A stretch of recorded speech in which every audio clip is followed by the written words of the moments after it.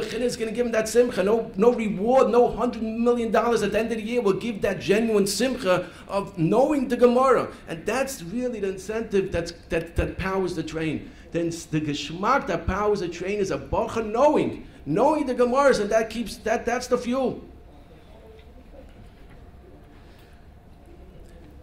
And in order to get to this level of Chazara, in order to get to this kind of Chazara, we need to teach the Gemara that it should be Chazarable. We could talk from today till tomorrow, Chaza. If a Bacha can't take his own Gemara and Chaza from it, then Chazar can be the best thing in the world. The Bacha needs to open his Gemara and it should be Chazarable. So of course we have the pen. If they have the pen in their hands, they know we're not giving. I didn't pick a different price. I picked the pen for a reason, because that's the biggest key in owning a Masechta, is writing in the Gemara. Turn your Gemara into something that reads back to you. And when I prepare shir, all I'm trying to do is one thing, is figuring out ways, footnotes, and ways that the Gemara should become easier. Not to make it harder. We're trying to make it that the Bachram can read in the Gemara.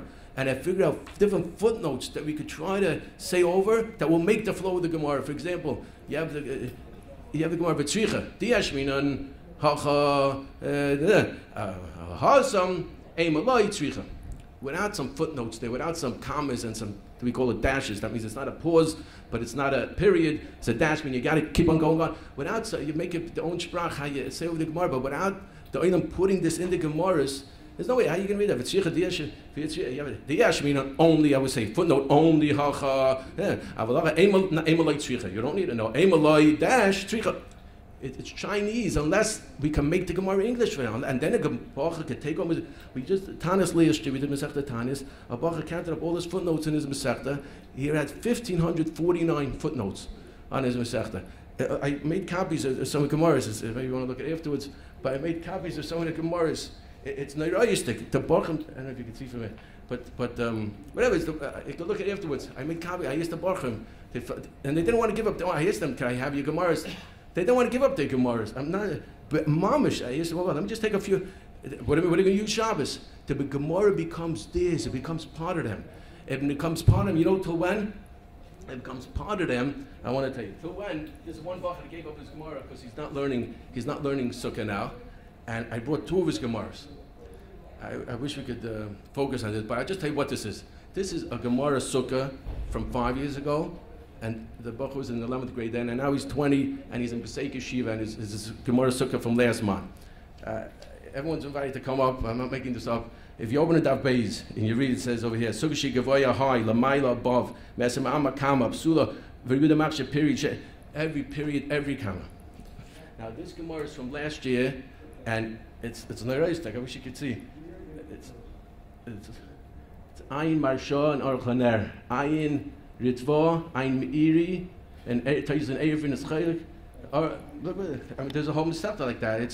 This is the same Bacha. But if we skip this step, if we skip the step of turning the Gemaras alive, we'll never in the world get to here. And this Bacha, besides that he made 25 something siyumim on Masechta Sukkah, but it's impossible. You can't skip this and get here. It's impossible. And it was when a Bacha was rising his Gemara, when a Bacha rising Gemara, it becomes connected to his Gemara. I had a Bacha now that was an Eretz Yisrael for Pesach, and he left his Gemara in the Mir, and he still didn't find it. We put up a sign in the Mir, $100 reward. Whoever finds his Gemara, then we went up to 120 now. Because the Bacha is Ois Mensch. He comes to share every day, Mamish Treren, because he's Ois Mensch. Part of him is not here. They get so connected. You know, we started this in 11th grade. They implemented this in 11th grade, and one of yeshivas I'm in. So the Rebbe, opening day, he was telling the Bacham, "You're gonna love your Gemara, write in it. You're gonna come connected to your Gemara. It's gonna come part of you." And he said, "You want I should prove it to you? Go upstairs to Rabbi Newman's share room and take this. Here's $100 bill. I wasn't even there in yeshiva. I heard about this when I came. He says, take this $100 bill and go around to all the Bacham, see if anyone will sell you their Gemara for $100. They don't have to worry about me. I wasn't there." The Bacha took the $100 bill seriously. Said, "Can you sell me your Gemara $100?" And the Yom laughed him. They laughed him to Kanasi. No, he's not gay yet. To them, this is the one book I over him saying to someone else, we need life insurance on this Gemara. You know, they're feeling it. There's a connection.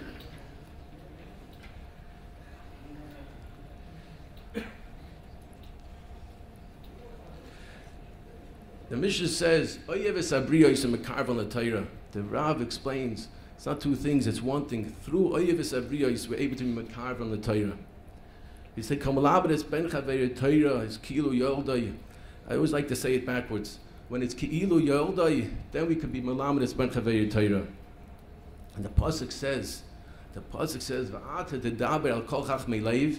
And the next pasuk says, "V'asu es ha'ephod." Pashas, what did he say to Chachmei Leiv? He said to make the ephod. The Chasam Sofer says, "V'ata dedaber al Chachmei Leiv," that they are Chachmei Leiv. Tell them that they are Chachmei Leiv. And Mamela, once a person believes in themselves, say, our job, we need to show as much koich as we put into turning on the Bochum's minds and challenging and trying to get their minds to move. We need to put that much focus into getting the hearts to move. Preparing share needs to consist of thinking of ways that we're going to show Avas Talmidim today. Thinking of ways how we're going to come in and show each bacha that they're important to us and that we care about them. And the results is Moiridik. I just wrote down a few little things on this paper to share. There was a bacha who was in yeshiva 3-4 years ago, and then he went to show, and then he went to college. So he calls me up, he says, and he chazed, by the end of the year, by the way, you own the Masechtas in your bones, so we make a siyum, and during the siyum, Doina makes Kabbalahs, the chazed every day, lo yishboyusu, either Amid, everyone can pick a Amid or a Blat, and they chazed. So this bacha says, Rebbe, I feel bad, but I stopped chazering, because he takes the bus to Manhattan to his college, and he says, I get dizzy. He started the first few days, I get dizzy on the bus, what should I do? I said, Elliot, let me send you an MP3 player with Masechta Saita. Maybe you can listen, it'll be easy. Moiridik, I sent it to his house. And Moiridik, he's listening. I didn't even hear from him. 3 weeks later, I was learning Friday night in a shtibel next to my house. He lives near Concord, and I live in South Muncie. An hour away, it was in the winter. And he comes in. I said, what are you doing here? He says, I'm stuck on a Rashi. I'm stuck on a Rashi in Saita. It was Omer Beis of a Tumah. We sat, and I said, come to my house, I'll give you tea, challah. He says, no, I couldn't go to sleep. And there's a bacha that doesn't say, he's not trying to make you impressed. He felt it. He says, I couldn't go to sleep. I needed this Rashi. We learned for 10 minutes, and he got up and walked back an hour. But where does that come from? That comes from, he saw that I cared. He saw I cared. I sent it a bit. He saw that I cared. And that's what I want to talk about. What we could gain by just vising this Ava. Vising Kilo Yodai. Rabbi Brundi said over last night from Rabbi Edelman in Yerushalayim, from Eitz Chaim, that how did he have Atzlocha? He says he used to schmooze with the Talmidim as much as he learned them, more than he learned with them. Whatever it is, the point is there needs to be that yachas. There needs to be that yachas. I'm going to, just a few little examples, and again, Chaz v'Shalom, I'm not implying at all that it's not being done. I just want to share what we do, and hopefully we can all gain from this. You know, if a bacha walks out to the bathroom, so I'll sit in his seat and continue writing in his Gemara. Why? What is that? The first one that makes the bacha going to come back very quick. I mean, he'll know the next time. People know. If Rabbi sits in the seat and writes in his Gemara. It's that vising that I noticed you'd left. If a bacha is not there in the beginning of Shir, I wouldn't start Shir. I'll call everyone. But all you need to do is one time a year. All you need is, mamish, one time a year you need to call a bacha before Shir to notice that he's not here, and he'll never miss. And if he misses, he'll call you. As he is.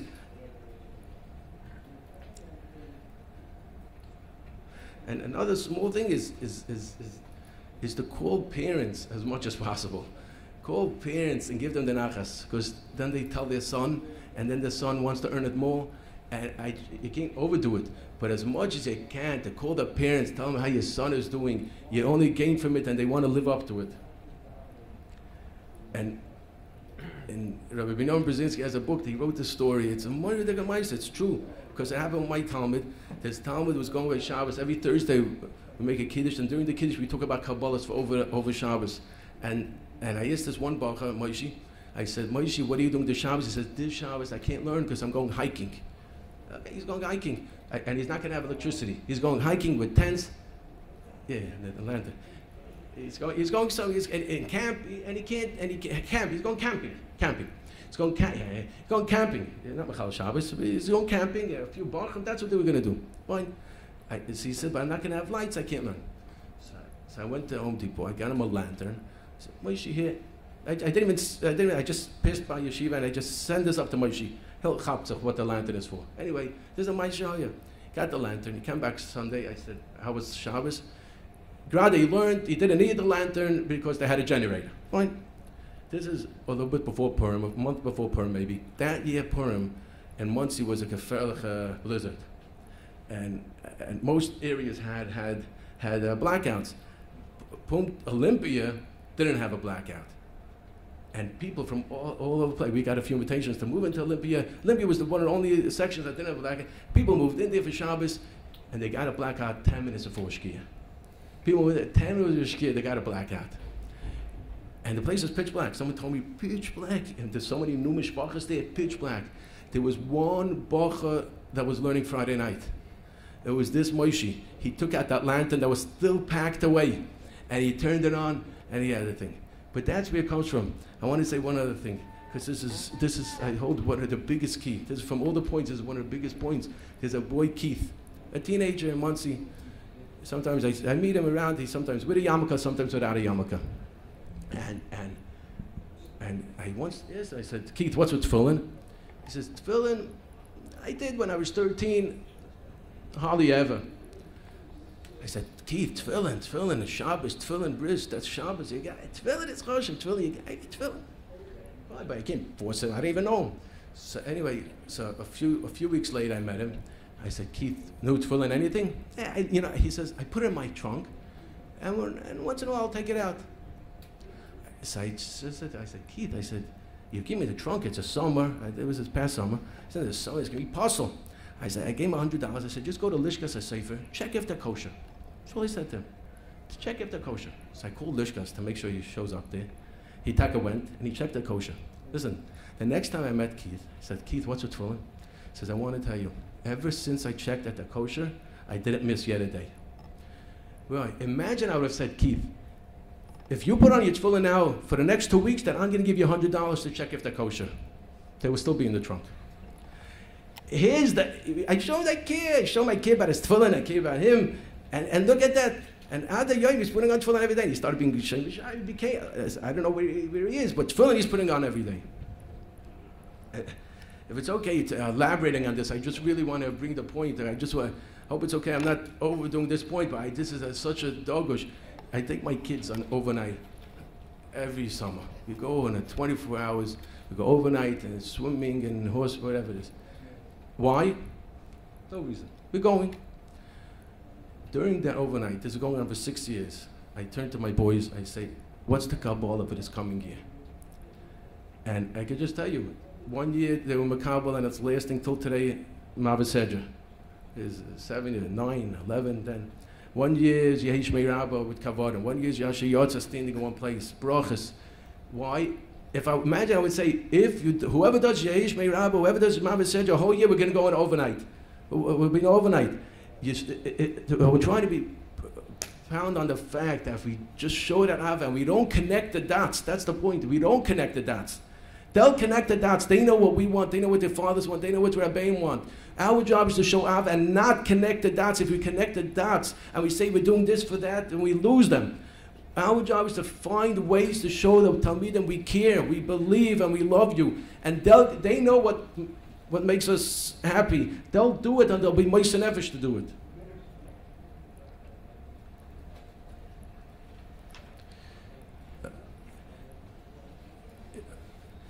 This world is a world of numbers. The next point is Kamus versus Eichos. This world is a world of numbers. It's a world of Kamus. Everything is how much money, how many cars, everything is numbers. How much you own, how much you are. Everything is numbers. Eichos doesn't play a role, and the Goyish Welt doesn't play a role. It's not Negeya.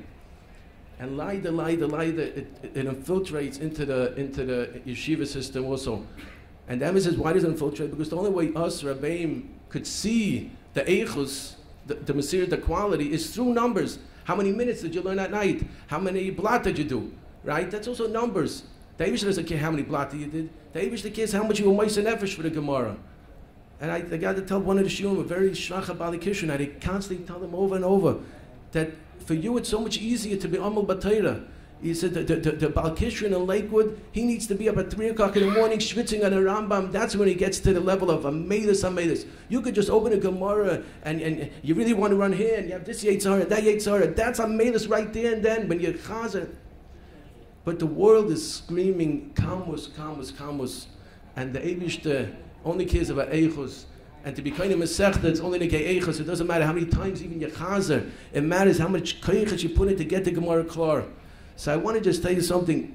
What I try to make as the biggest dogish is on Mesiras Nefesh, on Eichos, on being Meiser Nefesh. We have in my back of my Gemara, I have a little envelope, a little paper, and anytime I see some Mesiras Nefesh, I write it down. At the end of the year, by the Siyum, I'll talk about each Bacha, how they were Meiser Nefesh this year. Was, as much as everything is Chazorah and everything is how many times you made a Siyum, I really try very hard not to make a dogish about Kamus, because we're sending the wrong message. If a Baruch learns at 2 o'clock in the morning, and we'll make they'll see how choshev that is. We'll make an extra kiddush to cover him. You know, the Mesiras Nefesh is everything we have to really focus on. This Pis Ben Izmanim, one of the shiurim is 20 Bachrim, and everyone makes Kabbalah before Ben Izmanim. How much they get a chaza? 3 blad a day, 4, 8 blad a day. It's lo yuman. We came back at the first day. And they made it on the board. Everyone wrote their name, how much it was 1,975 blot was learned by this one shir. And they thought, and I was very happy that everyone kept the Kabbalah. Bochum did more than the Kabbalahs. I was very happy. But I turned to them and I said, Rabbi Say, the number is beautiful. But I went around the shirim. I want to hear when it was hard. I want to hear when it was hard. And that's what made the biggest dogish, and you wouldn't believe the responses. One bacher said he was on his way to Charlie at a stopover in Madrid. At 3 o'clock in the morning, it was an hour stopover. He said he sat down in the terminal for 1 hour chazering Gemara. There's another bacher that after the Pesach Seder, he remembered they were makabel to do 2 blot in the morning. This was the minimal pledge that we were hoping for. 2 blot in the morning, and chazar those same 2 blot over at night. So this bacher did his 2 blot in the morning, and he came to Pesach Seder, and after Pesach, it was 1:30, after Abba Kaiser, he remembered he didn't do the 2 blot. He went back down to the dining table, and he did twice the 2 blot. And these things we made such a matzav out of. One bacher